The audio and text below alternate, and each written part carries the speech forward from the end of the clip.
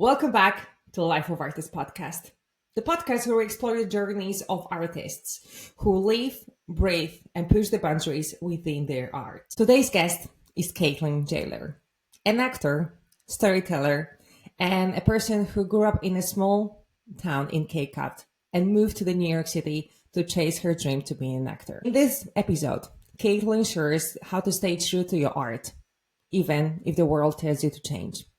So let's dive into it.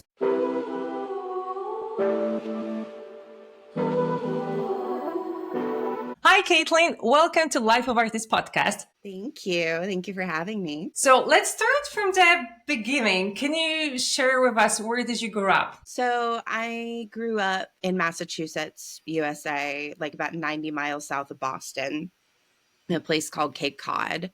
Very historical place. And it's very famous for the Mayflower landing there in 1620 and all that stuff. It's a big piece of American history. So I grew up there and left a couple times, but then ended up ultimately leaving when I was about 25 to move to New York City. And can you explain how this living in Cape Cod, right? How did it shape you as an artist? And did the journey of being an artist started there, or when you moved to New York City that started? Yeah, it started as young as I could remember. I think I was always naturally a very creative person, but growing up on Cape Cod, you're outside in the warm months all the time. It's very beach centered. There's a lot of water. You're completely surrounded by water. It's a man-made island. So, as long as it was warm, you were outside until it was dark, and then you'd go inside. Or unless it was freezing cold and it was wintertime and there was snow on the ground and you couldn't go out. But so I think being outside so much was just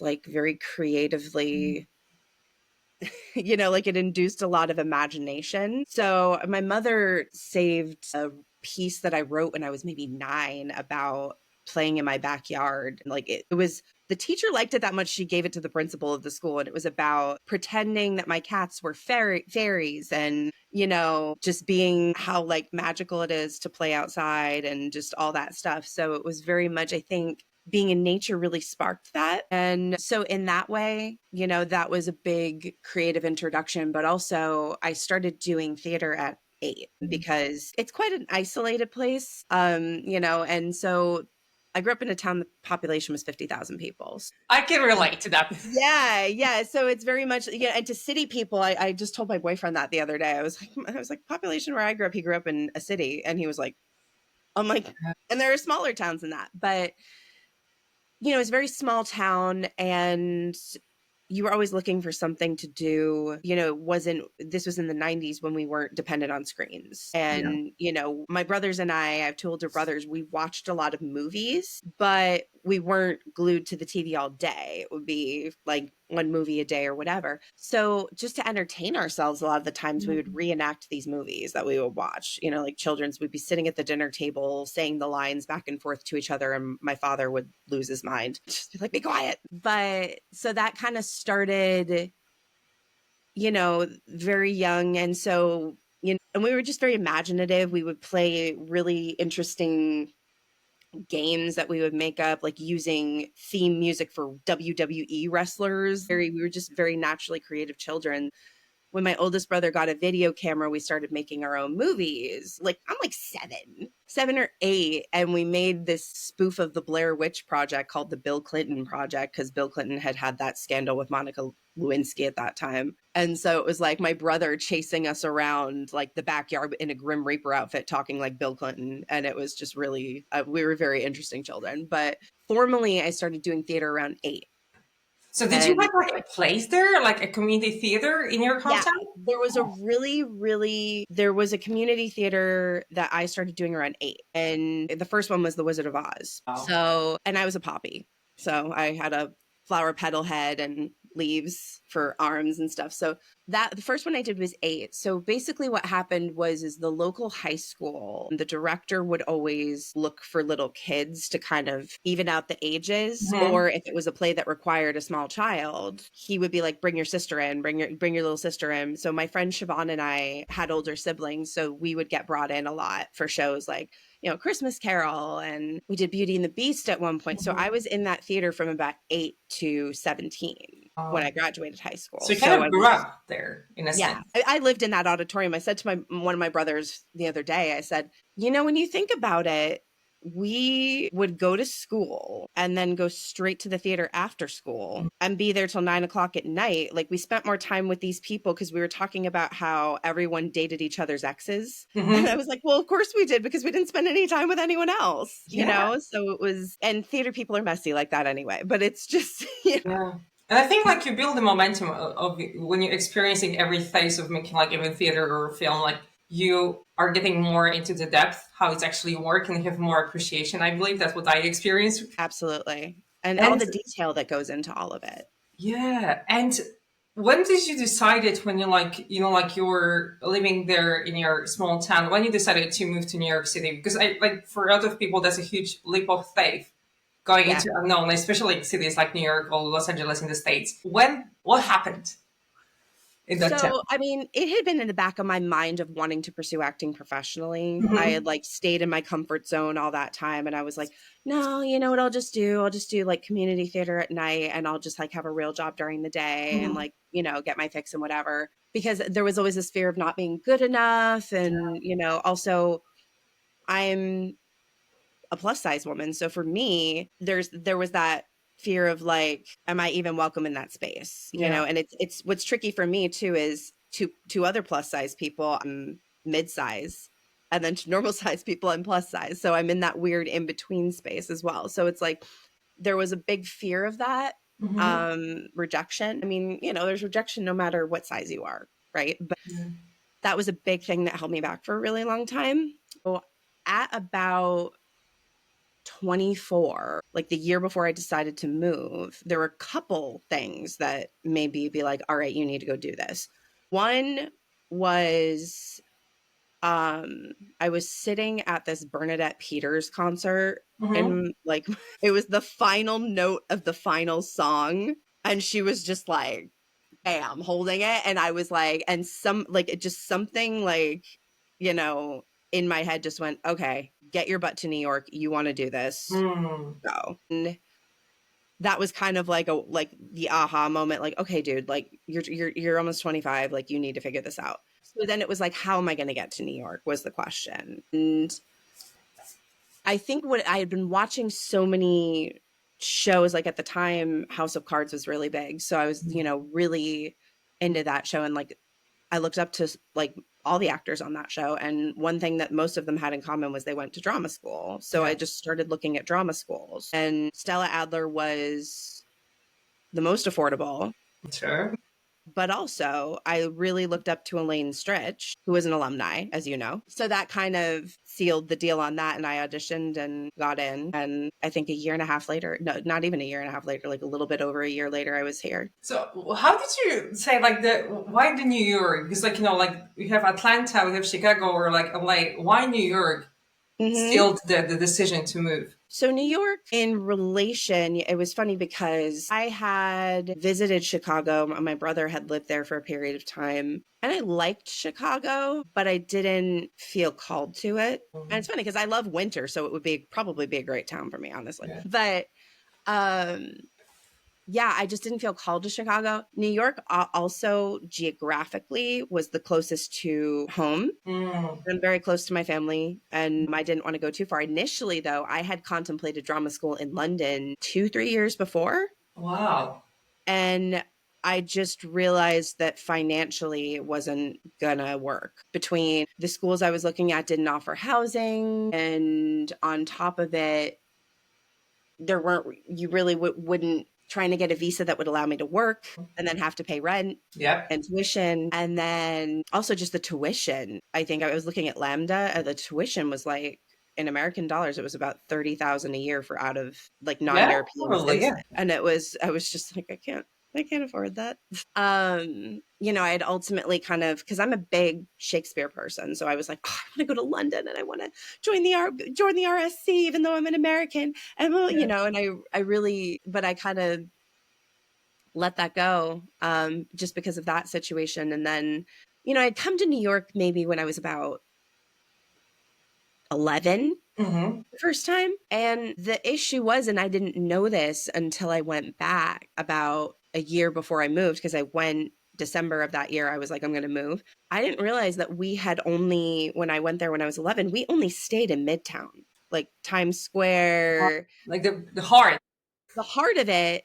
And I was like, I could never live there. I love it, but I could never live there. And then I realized that wasn't it. Yeah. And there's so much more to this city. And when I came back the second time, I was like, you know, it was because all I had seen was Times Square, Rockefeller Tree, you know, the busiest part of town, especially, you know, if I went the first week of December, the Rockefeller Tree is the busiest it is all year. Yeah. So it was just, yeah, it very much, when I finally came back and was able to explore it, I'm in love with this city. I like, it hurts. The possibility of leaving hurts my heart. It's just, it's indescribable. And it's the access to what we have access to here in terms of the arts is just incredible. And I also think for me, I didn't go to LA. I didn't visit LA for the first time until maybe 3 years ago.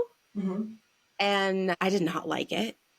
I am my type, so to speak, my prototype, whatever you want to call it. I'm very edgy. I'm very, you know, very much like abroad. I'm, you know, I can be a lady when it's necessary, but you know what I mean?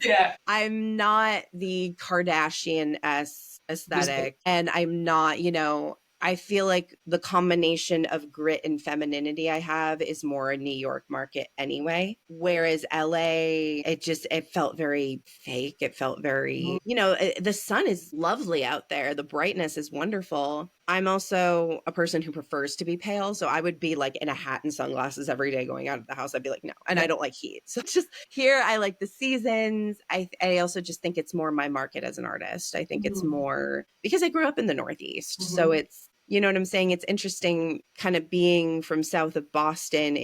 Boston's can be rough in its own right. A lot of people are like, New York is, I'm like, don't mess with people from Boston, my friend. They will just scare you. I'm like, New Yorkers will be kind. Boston will literally I was like, so someone bombed Boston and the entire city shut down and hunted that man down and they found him within that day. You know what I mean? I'm like, don't mess with Boston, my friend. So it's very much like that. It only took me 2 weeks to adapt to New York. I was like, and this is me having grown up on an island in Massachusetts. I'm like, all right, okay, I need to go this way. I need to go this way. Like, it just something, my connection to the city just keeps me like felt home. Kind of. Yeah. And you know, like we graduated, I think 1 year apart, right? I graduated in 2019 and you did in 2018, right? Yes. And my question here is like, after how many years we have, like 6, 7 years after graduating acting school in New York City, how do you define a pressure as being an artist? You know, I feel like right after I graduated, I took a break because I just needed it.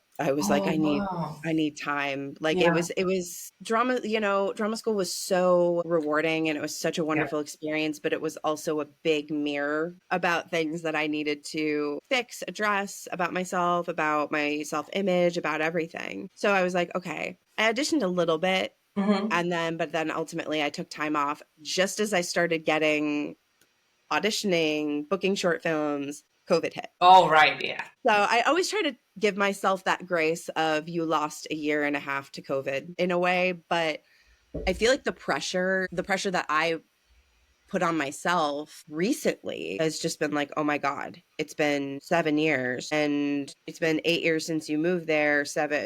Actually almost 9 years since you moved there, 7 years since you graduated. Yes, you have worked, but you're not nearly as close as where you want to be. And it's also, you know, my class has seen some great success and I'm so proud of my classmates for everything that some of them have done. Some of them completely left New York and went back to their hometowns, mostly visa things, but some of them aren't even acting anymore either because they just realized, I did it, I tried it, whatever. And that's fine. And then there's other people that are just killing it.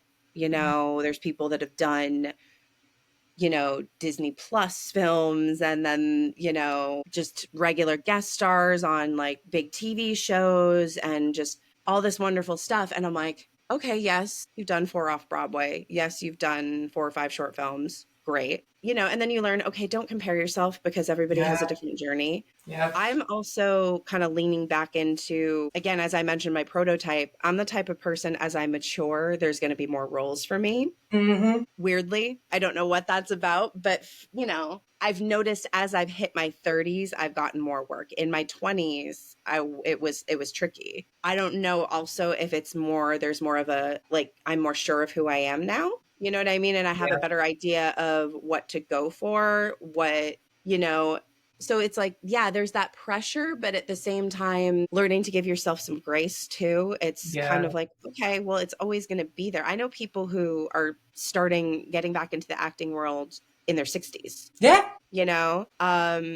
In my year at Stella, we had someone in his 50s. All right, you have one person, right? We have two older people, I think, in our year. Yeah, and that's just so inspiring. And there's this lovely woman on social media, Kim Hale. She's like 57.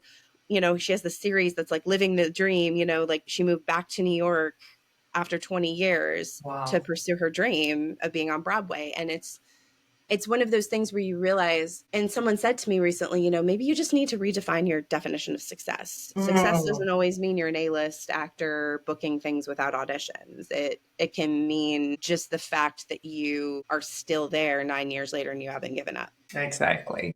And it's also, do you maybe just change your tactic as an artist? Do you maybe say, okay, instead of relying on solely auditions, do I just start creating my own content? Amen to that. I had very similar experience because I went to Juilliard in 2023 for 1 year.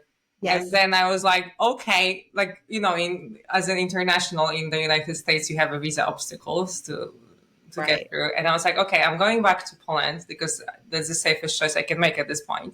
And then I was like, what should I do? Right? Like, I haven't not done anything. I've been studying acting for so many years. And then I realized, okay, it's time to write a film. And, I was writing so many scripts before. And then I was like, okay, it's time to actually make it a reality. Don't wait for someone else to give me the role. Yeah. I can do a role for myself, kind of, in a way, and safer. Absolutely. Yeah. It's very much, and that's kind of where I'm at now is, one thing I've been told my whole life is write a solo show. Like you do. I've always kind of going back to the stories about sitting at the table with my brothers and reenacting movies. Like we did voices, we did impressions of people. I just did a dinner theater in Westchester County and I did a Sharon Osbourne, my friend and I did an Ozzy and a Sharon Osbourne bit. And I do a very good Sharon Osbourne, but the audience was just laughing so hard. And it was one of those things where I'm like, so that's something that's kind of in my mind is just okay, yeah, solo show. I always say if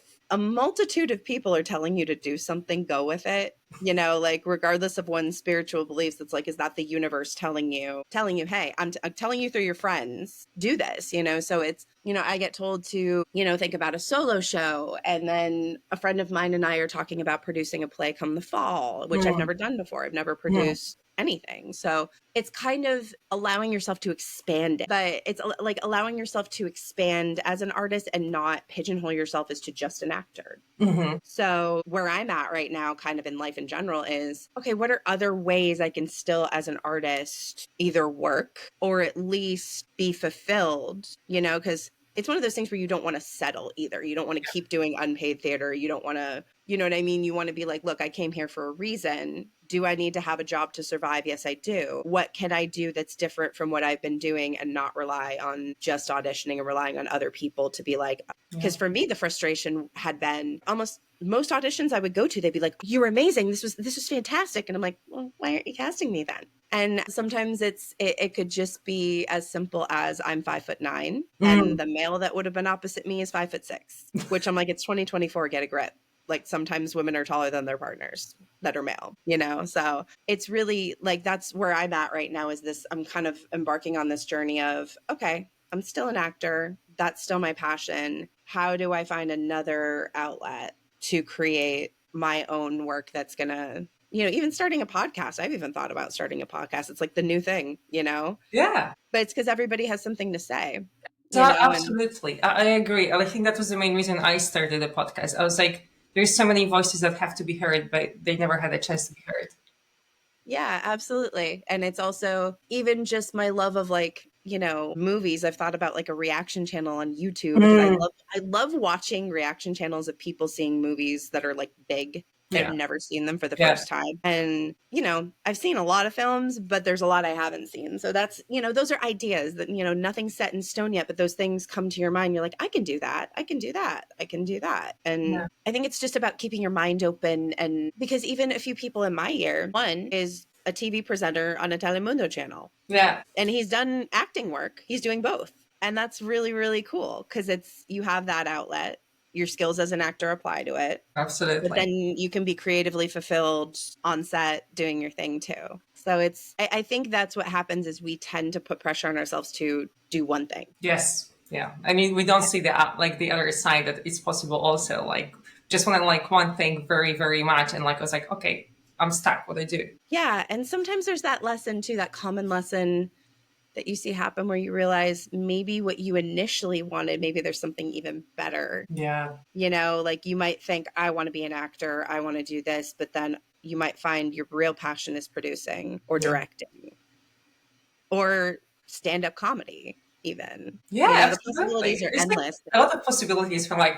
I feel like when you have the creative mind, I think it's very, very, very hard to stick even to one thing. Now when I am at the stage of exploring where to go, like producing the film and everything, podcasting. Yeah. It's like there's so many outlets you can absolutely do, and you can still feel fulfilled in a sense.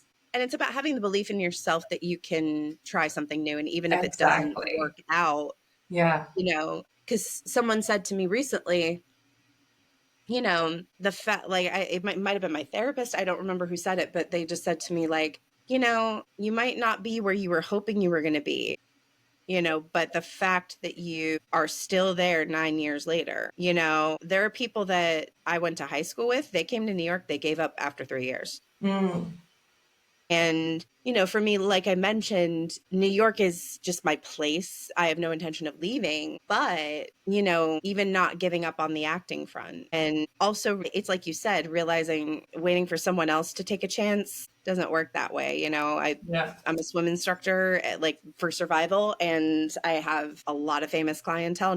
They all know I'm an actor. No one's ever been like, hey, would you like to meet my agent? You know what I mean? It doesn't happen that way.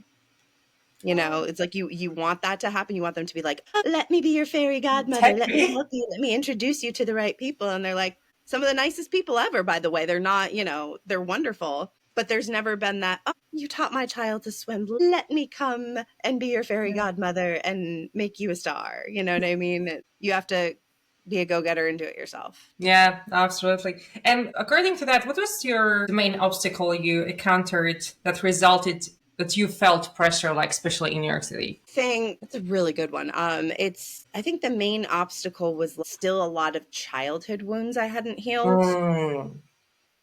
And that's kind of why I needed a year off after I graduated from drama school. I was just like, I still have this like desperate need of approval. One of the notes I got in school all the time, and we had the same instructors, so this, like, Yeah, you these did. people, but they all like, I think there was one point. Your class had Jack for Shakespeare though, right? Yes, we did. Yeah, yeah, You only had Jack, right? yeah. We only had Jack. Yeah. Jack Weatherall, love that man. I had Jack year one. And then year two, we had Elizabeth Shepard, who has stayed like my surrogate grandma because she lives like 20 blocks up from me. So I'm always like checking on her. There was one point in like Studio G, Elizabeth had me on the floor, like crying, and Mm. not in a way that was like, not in the way you would think. It was very much like I need you to believe in yourself thing. Like she said to me, she was like, you are like a leading, powerful, strong, talented actress. She goes, I don't know why you put so much pressure on yourself. You're here to learn. It's okay to fail. It's okay to mess up. She's like, just that's why you're here. That's why you paid to come here. You're not going to enjoy this if you are hyper focusing on being perfect at this or hyper focusing on being, it was never about being the best or anything. There's always that one person you can tell is trying to be teacher's pet, but it was more, I think, because when I was growing up, I was so shy that I always, until like the final few years of high school, did background parts. There was this like inner monologue of, you're not good enough to be the lead. You have to prove everyone wrong. which is not the right reason to become an actor, right? Yeah. It's, you know what I'm saying?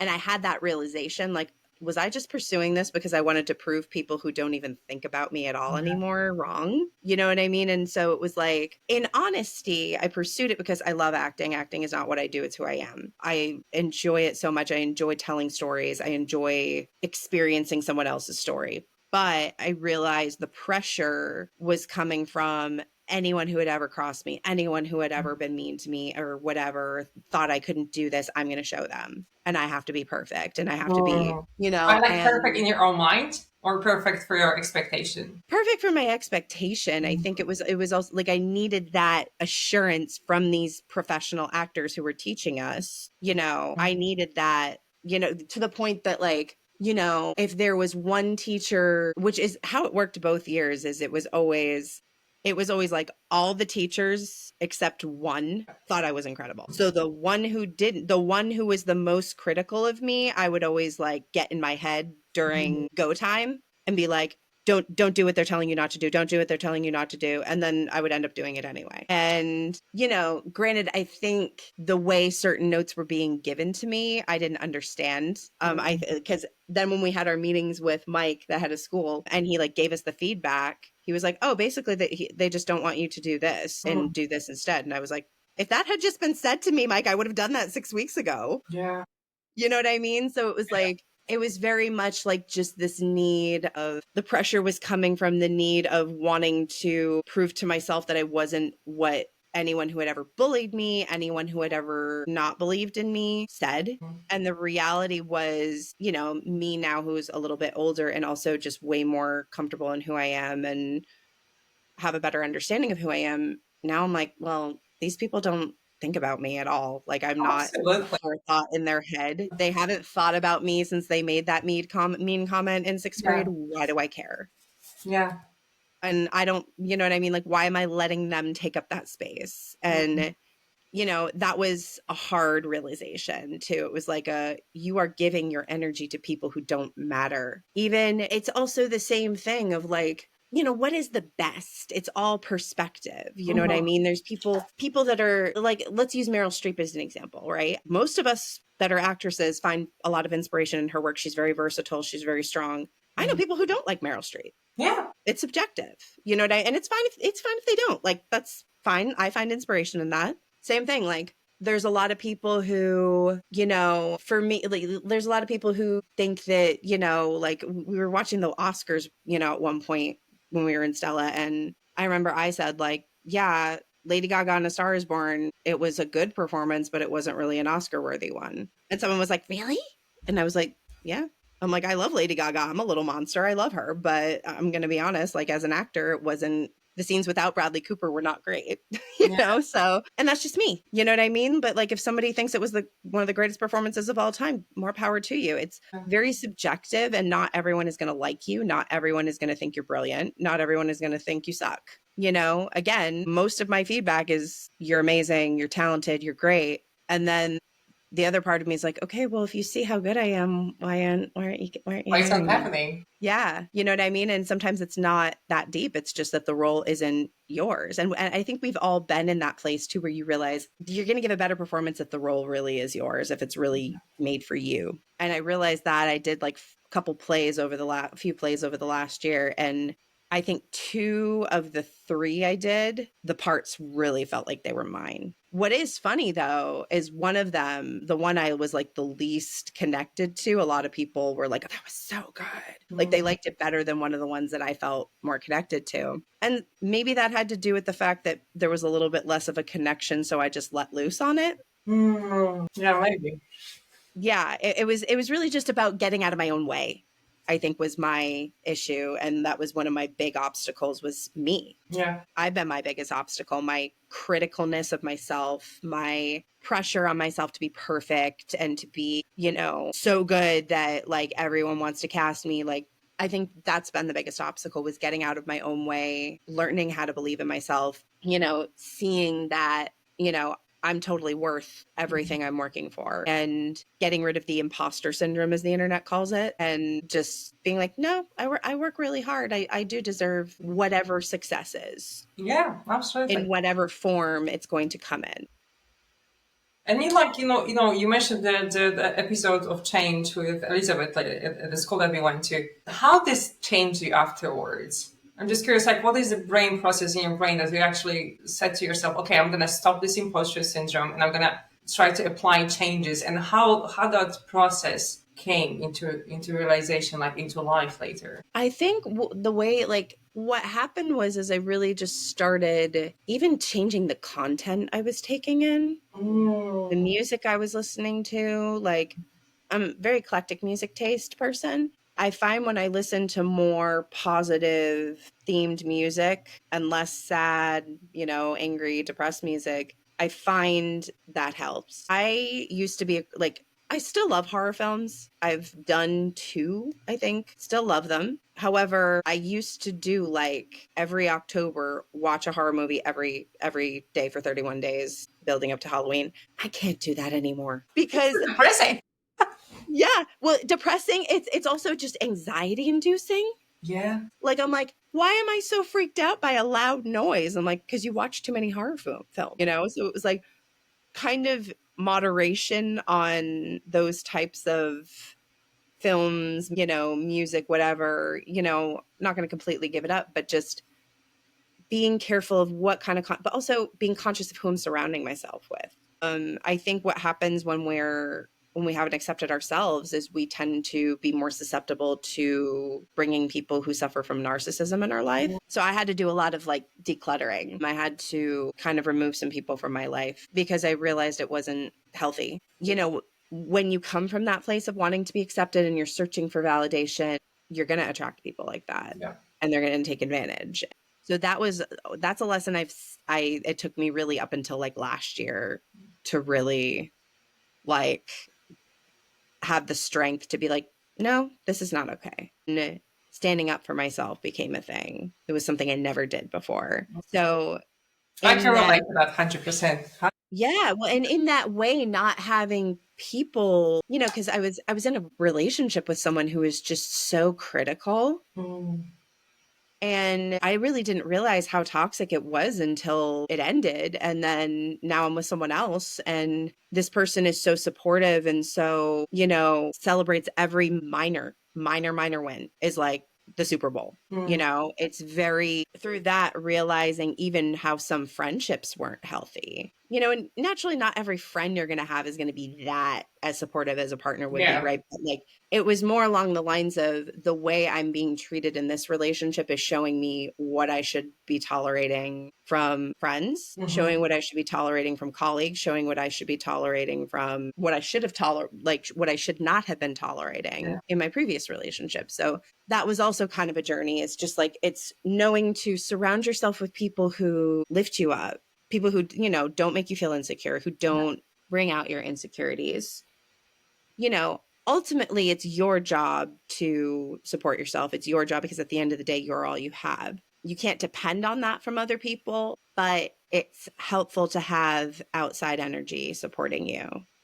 100%. And yeah, so it's very much about like being careful of what you're taking in, I think. And I think it's very hard sometimes because, like we struggle, like I struggle sometimes, like you want to be good for people. And like sometimes you come into the place that you kind of like a pleaser person in a sense. And that's not healthy. It's not healthy at all. And that was another thing I realized is being a people pleaser. And it's just like, why do I want to please other people? I think one of my favorite quotes I ever heard Helena Bonham Carter say was, she goes, why would you put your self-esteem in the hands of other people?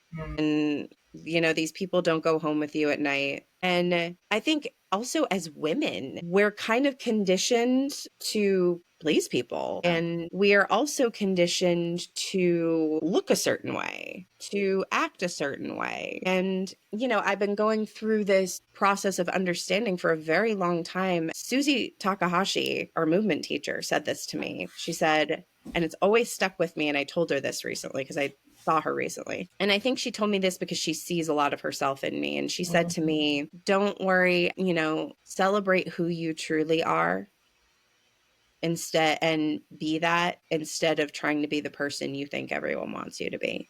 And that has always stuck with me.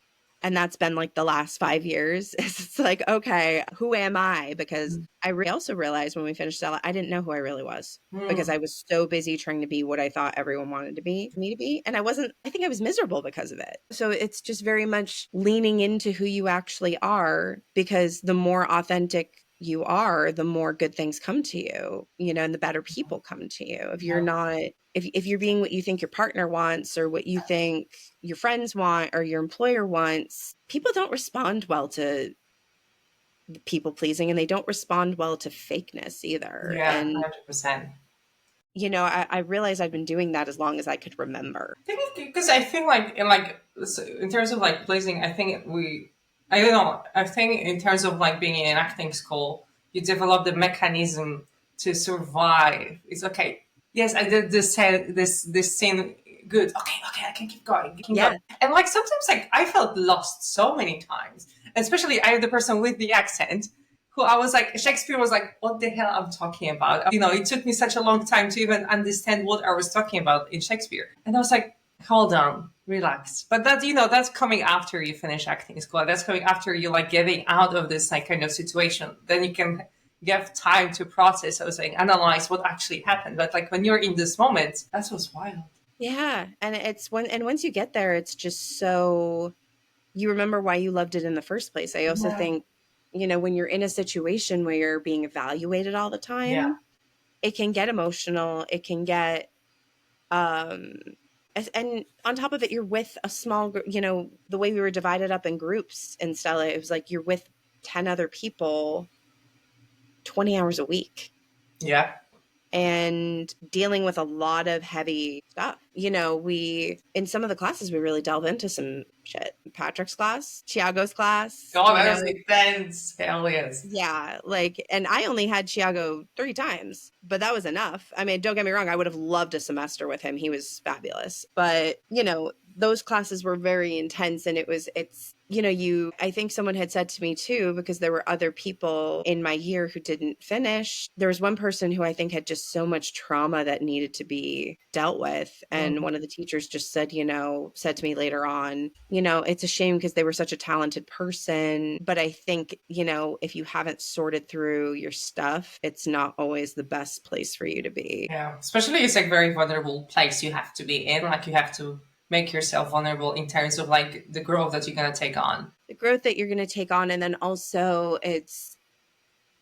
there's certain intimacies that come with it. Yes. Not necessarily sexual intimacies or anything like that, but there's an intimacy of you share personal things. When you do a scene with someone, if the scene calls for even just a hug, that's still an intimate moment between 2 people. And I mean, I had a situation in my year where I had to kiss someone I didn't like. Yeah. Weirdly, we had great chemistry though. Like you wouldn't have known we didn't like each. Like, well, I can't speak for them, but I mean, like, I don't think you would have known I didn't like this person because like, it was really like the chemistry was there.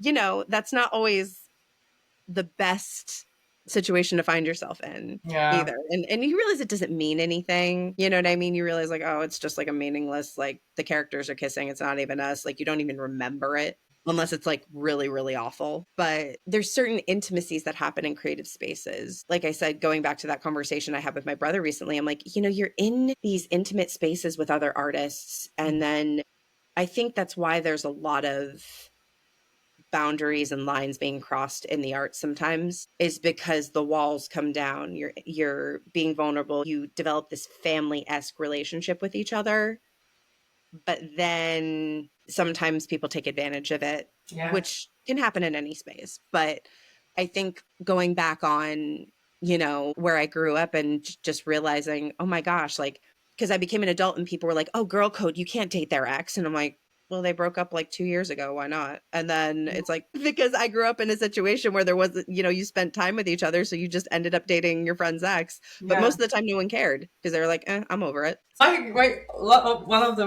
last questions I have to like, what keeps you motivated now and like inspired now to pursue your acting journey? Yeah, that's a good one. A lot of the times I love like going on YouTube and watching clips of actors I really look up to talking about acting. Like I love the Actors on Actor series that Variety I love has. this. I love that series so much because there's nothing like watching people that you get inspiration from talk about what you love with passion in their eyes. And that's always like, if I'm feeling a little bit unmotivated, I'll be like, okay, Michelle Williams, Actors on Actors, or Angelina Jolie, Actors on Actors, or whatever. And that helps. I also think what keeps me motivated is, well, I've come this far. I'm still here.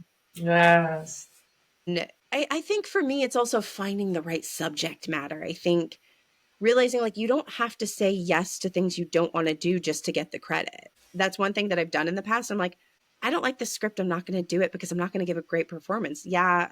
And maybe that's the difference between someone who has more commercial success than I do. But for me personally, I do it for the love of the art of it. I'd rather do something I'm passionate about and do something that's going to create a good performance. And a good performance in the sense of I brought truth to this character I feel a connection to. I told this character's story and did it justice to the best of my ability, and being okay with that. I sometimes realize it's hard because like you don't have so many chances to be there on set or be in a theater, and like on the end, like you want to stay true to yourself. But for example, like I found myself, and I'm accepting this because I really like it and I feel like I can connect to it, or I'm accepting that because I have nothing else at the moment. Yeah.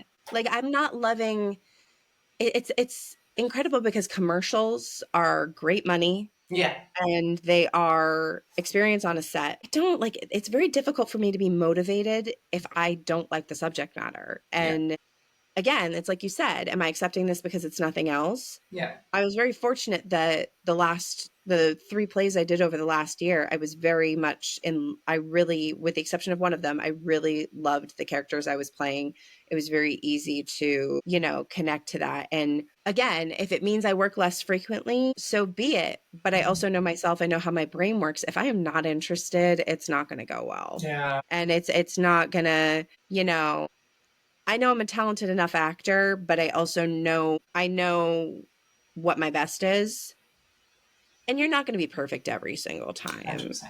But for me, it's just a matter of even, I'd be okay taking work that I'm not crazy about, but I'm like, okay, this is all right. Like, this is interesting. This is different. It's an experience. But if I'm just reading it and I'm like, because I've already done that. And yeah, I'm not going to say I have regrets because it gave me credits, which gave me more time in audition rooms, having that in the beginning, having that foundation, you know what I'm saying? But in reality, I think the beauty of creating your own work is you're doing work you want to do and you're doing work. If you're creating your own work, you're not going to half-ass it. You're not going to put mediocre work out there. You're going to create work, if you're doing it correctly and for the right reasons, you're going to create work from the heart. And that's what's going to be successful. And Even if like 500 people buy it. Yeah, and I think at the end of the day, that's going to have like greater impact on you as a person and also greater impact on the audiences because they're going to feel it. I think people can feel it. And like people's instincts are very super hyper that they can feel it with. And my final question here, Darius, what are you working at the moment on? Like, what is your journey for 2025? What are you planning to do? So right now I'm going through kind of a transformation where some friends and it's not set in stone yet. We're kind of in the table phase of it. We're contemplating, we have a script we really love, contemplating producing a production come October. We have to find a venue first and we have to figure all the logistics out. Logistics are hard. Yeah, the logistics. And it's also, this is our first producing endeavor. So, we've got some work to do and some resources to figure things out, which is exciting though. Yeah. You're learning a lot. Learning a lot. Exactly. So that would be, if we're able to get that going, the goal would be October. And then also I'm going through a phase of kind of taking a break from auditioning because that's just been tedious, and exploring what I want to do to create my own content. I haven't figured out exactly what that is yet. I have ideas, and it's exciting to have ideas. It's exciting to like the process of like figuring that out is really exciting. Yes. Like, oh, this is something new. So, you know, figuring out what kind of content I want to create. I already kind of started. I had done a little bit of a reaction to certain things on like reaction series on TikTok. I think if I moved that to YouTube, it will go a little bit smoother, better, because TikTok, you have maximum 10 minutes. You know, that's something that's a possibility. The possibilities are really endless right now for me. So I'm looking forward to just figuring out what I want to do next and how I want to do it. I'm gonna keep fingers crossed, and thank you for your time. Thank you for like being yourself and sharing your journey of being an actor. Thank you for having me. It was so good to see you. If this episode moved you, please don't forget to share it with your friends. Like, subscribe, and leave the comment with the part that resonated with you the most. And I will see you in the next one.